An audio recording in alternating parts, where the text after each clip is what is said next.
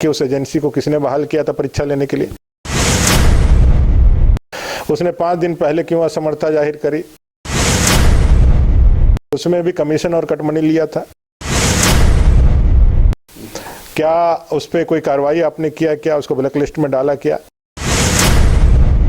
JPSC के exams क्या किसी प्रकार से त्रुटिहीन रही है, क्या को अवसर से भी वंचित करने का ये काम कर रहा है।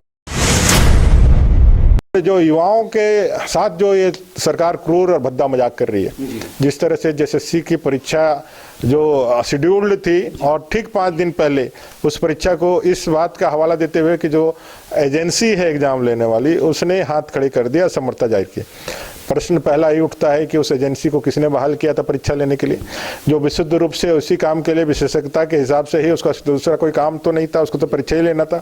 उसने 5 दिन पहले क्यों असमर्थता जाहिर करी, क्या उस पर कोई कार्रवाई आपने किया, क्या उसको ब्लैक लिस्ट में डाला, क्या और नहीं तो ये क्यों नहीं माना जाए कि जैसे भ्रष्टाचार आज झारखंड में सर चढ़ के बोल रहा है, तो एसएससी ने भी उसका इन पैनल या उसको परीक्षा लेने के लिए जो जिम्मेवारी दी थी उसमें भी कमीशन और कटमनी लिया था।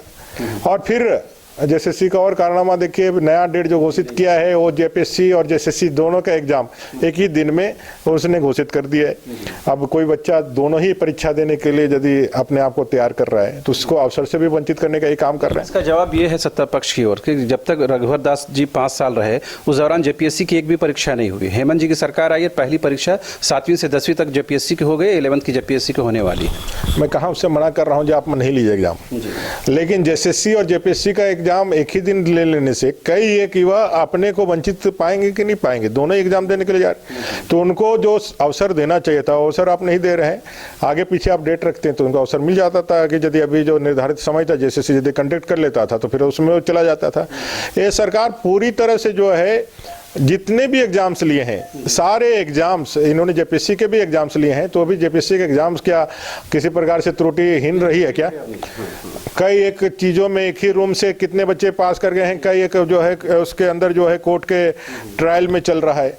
तो ये सरकार पूरी तरह से फ्री एंड फेयर जो हम कहते हैं और वे सरकार जो संवैधानिक और जो नियमानुकूल जो प्रोसेस है उससे अपने आप को कभी भी उत्तरदायी नहीं मानते हुए ये हमेशा से मनमानी करती है और मनमानापन का जो खामियाजा है इस झारखंड के 3.5 करोड़ जनता को उठाना पड़ रहा है, युवाओं को उठाना पड़ रहा है। मुझे लगता है कि इस बार के विधानसभा सत्र में हम लोग पूरी कोशिश करेंगे इसको अकाउंटेबल बनाने। IIT जी नीट एस्पिरेंट्स के सपने को पंख देने आ गया है कंप्लीट सॉल्यूशन इंस्टीट्यूट। यहाँ है smart classroom, 1-to-1 doubt clearing session, ask the expert, video solution और भी बहुत कुछ। मतलब हम करेंगे आपको गाइड, बनेंगे आपके mentor. Foundation classes from class 6 onwards for your bright future. Visit complete solution institute. Harsh Regency family या फ्रेंड्स के साथ आउटिंग हो या रांची आकर ठहरना हो, या हो एनिवर्सरी, बर्थडे, मैरिज पार्टी या किटी पार्टी, या करना हो कॉर्पोरेट गेट टुगेदर, आपकी हर ओकेजन और मोमेंट को यादगार बनाने के लिए आपकी सेवा में तत्पर है hotel Harsh Regency. 26 AC and non-AC rooms, multi-cuisine restaurant for delicious foods। Hotel Harsh Regency में आपके लिए उपलब्ध है हर आयोजन के लिए परफेक्ट बैंक्वेट हॉल। होटल हर्ष रेजेंसी, स्वर्णरेखा पुल, हटिया, रांची।